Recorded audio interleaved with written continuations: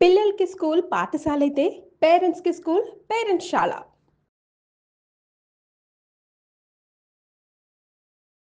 Hello అండి. నేను మీ మాధురి. ప్రస్తుతం మనతో పాటు ఉన్నారు yoga practitioner, family counsellor, motivational speaker Vidyarani గారు. హాయ్ విద్యారాణి గారు. హలో అండి, నమస్కారం. విద్యారాణి గారు, ఇప్పుడు అంటే మనుషులు చాలా సున్నితంగా ఉంటారండి. ఎమోషనల్‌గా మనం చూసుకున్నట్లయితే. సో, ఎవరిని కూడా ఎమోషనల్‌గా మనం బ్లాక్‌మెయిల్ చేయకూడదు అంటారు. అయితే ఇప్పుడు ఒక మనిషిని అన్ని రకాలుగా కూడా వాళ్ళ నుంచి మనం ఎక్స్‌పెక్ట్ చేస్తూ ఉంటాము. అదే వాళ్ళు కూడా వేరే వాళ్ళ నుంచి ఎక్స్‌పెక్ట్ చేస్తూ ఉంటారు. సో, కొంతమందికి ఎలా జరుగుతుందంటే, మనం ఎంత ఇచ్చినా, ద బెస్ట్ వాళ్ళకిచ్చినా, వాళ్ళు మనల్ని ఇగ్నోర్ చేస్తూ ఉంటారు. అంటే ఒక కూరల్లో కరివేపాకులాగా తీసి బయట పెట్టేస్తూ ఉంటారు. అలాంటప్పుడు ఆ మనసు చాలా అంటే చాలా ఎమోషనల్‌గా డల్ అయిపోయి డిప్రెషన్ లీడ్స్ టు డెడ్. చనిపోవడానికి అదొక కారణం కూడా అవుతూ ఉంటుంది. అసలు ఎలా చూడాలండి? అలాంటి వాళ్ళకి ఎలా మనం చెప్పగలుగుతామంటారు? ఈ మానవ సంబంధాల్ని ఎంత ప్రీషియస్‌గా మనం కాపాడుకుంటే మన లైఫ్ బావుంటుందంటారు అసలు? మీరు అడిగిన క్వశ్చన్ ఎలా ఉంది అనంటే, మీరు అడిగింది క్వశ్చన్ ఒకటి, నాకు అక్కడ ఒక్క వర్డ్లో చెప్పండి అనంటే, నేను చెప్పేదంటే ఏంటంటే, మీరు అడిగేదానికి ప్యూర్ లవ్ అని చెప్పొచ్చు. ప్యూర్ లవ్ ఉన్నప్పుడే అలా పడతాం కదా, ఎమోషనల్‌గా ఫీల్ అవుతూ. ఎమోషనల్గా. ఒక కరివేపాకుని తీసేసినట్టు అన్నారు. ఎంత లవ్ ఉంటే అంత ఓపిక పట్టుకొని ఉంటాం. అవును. అది అవతల మనిషికి తెలియట్లేదు అని అంటే, వాళ్ళు ఎలా ఉంటారంటే, బయటి వాళ్ళది వింటున్నారా, వాళ్ళకి కరెక్ట్ నాలెడ్జ్ లేదా, అసలు ఇక్కడ వాల్యూ ఇస్తున్నారా లేదా అనేది కూడా ఇంపార్టెంట్. ఎందుకు అనంటే, మనకి గ్లాసుడు మంచినీళ్ళు ఇవ్వడం ఇంపార్టెంట్, ఒక టీ పెట్టి ఇవ్వడం ఇంపార్టెంట్, మీకు ఫుడ్ పెట్టడం ఇంపార్టెంట్, మీ ఎవ్రీథింగ్, మీ ప్రతి ఒక్కటి చేస్తున్న వాళ్ళకి, మీకు ప్రొటెక్ట్ చేసి లవ్ ఇస్తున్న వాళ్ళకి మీరు ఒక కరివేపాకులాగా తీసేస్తున్నారు అని అంటే అక్కడ ఎంతవరకు రైట్. కానీ అటువంటి మనిషి ఎలా అయిపోతారు, డెడ్ వర్క్ అంటున్నారు మీరు అవును. కదా. మనం ఒక ఎగ్జాంపుల్ తీసుకుంటే, ఇప్పుడు ఒక ఫ్లవర్ ఉందండి. ఇప్పుడు ఈ ఫ్లవర్ అన్నీ చేస్తుంది, చూస్తే మనకు అందంగా అనిపిస్తుంది, స్మెల్ బాగా వస్తుంది, అన్నీ బాగుంటాయి. కానీ మనం వీటికి ఇది చేయకుండా, ఇప్పుడు ఒక పర్సనే ఉన్నారు ఇక్కడ, వాళ్ళకి మనమే ఫిజికల్ నీడ్స్ ఇవ్వం, ఎమోషనల్ నీడ్స్ ఇవ్వం, తిడుతూ ఉంటాం, రెస్పెక్ట్ ఇవ్వం, కేర్ చేయం. కూర్చున్నా కష్టమే, లేచినా కష్టమే, పడుకున్నా కష్టమే, బయటికి వెళ్ళి జాబ్ చేసినా కష్టమే, ఊరికే పక్కన వాళ్ళతో మాట్లాడుతున్నా కష్టమే, ఏది చేస్తున్నా కష్టమే అని ఇలా ఊరికే తిడుతున్నాం అనుకోండి, దీని పరిస్థితి ఏమైపోయింది? అదొక బతుకున్న శవంలానే ఉంటుంది కదా. అందం లేదు, పువ్వుకున్న అందం లేదు. ప్రతి ఒక్క పర్సన్ జెన్యూన్గా, ప్యూర్గా వీళ్ళు కావాలి అని వెయిట్ చేస్తున్న ప్రతి ఒక్క పర్సన్ పరిస్థితి ఇలానే ఉంది ఇన్నర్లో. పైకి చూడగానే బాగున్నారు అని అంటే బాగున్నట్ట లేదు. ఈ ముందు ఎలా ఉండే ఈ ఫ్లవర్, చూడగానే అందంగా ఉండి. మెంటలీగా. అదే ఇక్కడ ఒక పర్సన్ ఉన్నారనుకోండి, మెంటలీగా ఎలా డిప్రెషన్లోకి వెళ్ళిపోతారు. ఫిజికల్గా వాళ్ళ ఆర్గాన్స్ కావచ్చు, బాడీ పార్ట్స్ కావచ్చు, బాడీ పెయిన్స్, హెడేక్, ఫీవర్ ఇలా అయిపోతుంది తెలుసా. అసలు ఒక్కొక్క లేడీ పరిస్థితి ఈ రోజులలో అంత దారుణంగా ఉందండి. ఇంట్లో అంత పని చేసినా కూడా బయట నుంచి వచ్చిన మనిషి ఒక కరివేపాకులాగా తీసేస్తున్నారంటే, అప్రిషియేషన్ చేసేవాళ్ళు లేరు, ప్రొటెక్ట్ చేసేవాళ్ళు లేరు, కేర్ చేసేవాళ్ళు లేరు అంటే ఎలా, చచ్చిన శవం కిందనే కదా. అవును. ఏదో తన బాధ్యతలు ఉన్నాయి, పెళ్లి చేసుకుంది, పిల్లలు ఉన్నారు, వాళ్ళ గురించి ఉంటున్నట్టుంది. ఎంతోమంది ఇలానే అంటున్నారు, పిల్లల గురించి బ్రతుకుతున్నాం. కాంప్రమైజ్. కానీ ఆ పర్సన్ మైండ్ కూడా ఇంపార్టెంట్ కదా, బాడీ కూడా ఇంపార్టెంట్ కదా, వాళ్ళకు కూడా మనసు ఉంటుంది కదా, ప్రతి ఒక్క వాళ్ళకి మనసు ఉంటుంది, ఆశలు ఉంటాయి, కోరికలు ఉంటాయి.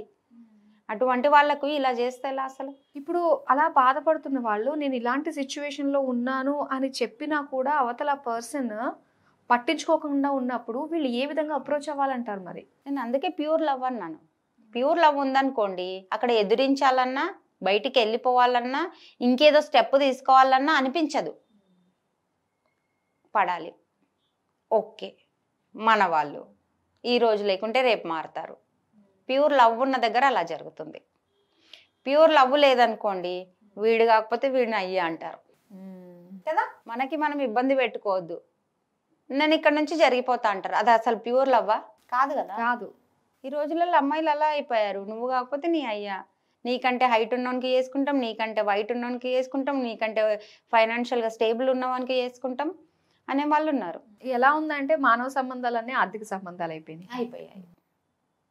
అప్పటి మట్టుకి ఆ అవసరం తీరిందా అని చూసుకుంటున్నారు కానీ అక్కడ ఇది కరెక్టా రాంగా, ధర్మమా అధర్మమా, సత్యమా అసత్యమా అని చూడట్లేదు. అదే అన్నమాట. అందుకే మీరు అనగానే నాకు ఆ ప్యూర్ లవ్ అనేది గుర్తొచ్చింది. ఉన్నారు అటువంటి వాళ్ళు కూడా కొందరు ఉన్నారు.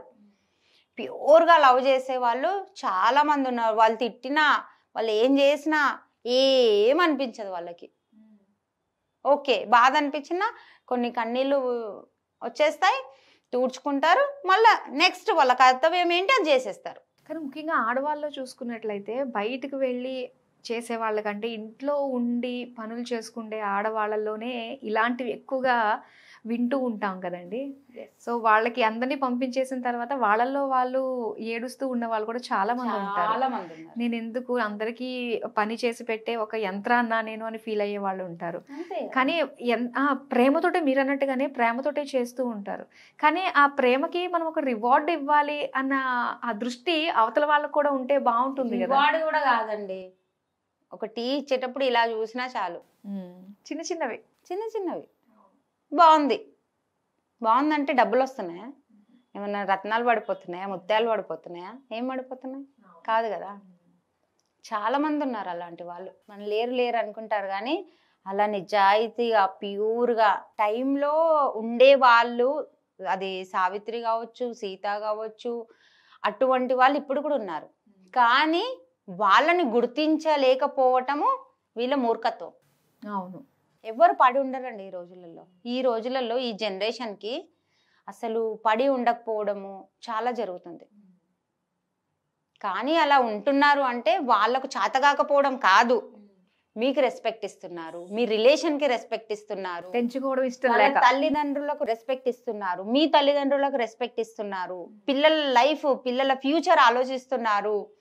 ఇన్ని బాధ్యతలు ఉంటాయి. అవును. సో అందుకే వాళ్ళు పడుతున్నారు, చేత కాకపోవడం కాదు. కొందరు అంటారు ఇలా ఏడుస్తూ ఉంటది, ఇలా ప్రతిదానికి ఇలా చేస్తూ ఉంటది, చేత కాదు. కొన్ని వర్డ్స్ ఎలా ఉంటాయంటే చచ్చిపోతాం లోపల నుంచి.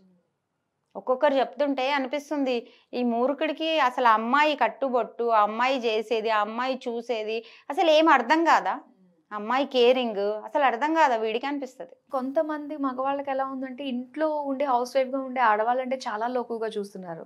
నువ్వు బయటికి వెళ్ళి సంపాదించట్లేదు, మీ వాళ్ళందరూ చేస్తున్నారు, నువ్వెందుకు చెయ్యవు నువ్వు అని. అసలు అంటే తన ఉనికిని తనే క్వశ్చన్ చేసుకునే విధంగా తను ఫీల్ అవుతుంది కదండి అక్కడ. అదే కదా. అంటే కొందరికి ఎలా ఉంటుందంటే ప్యాషన్ అండి.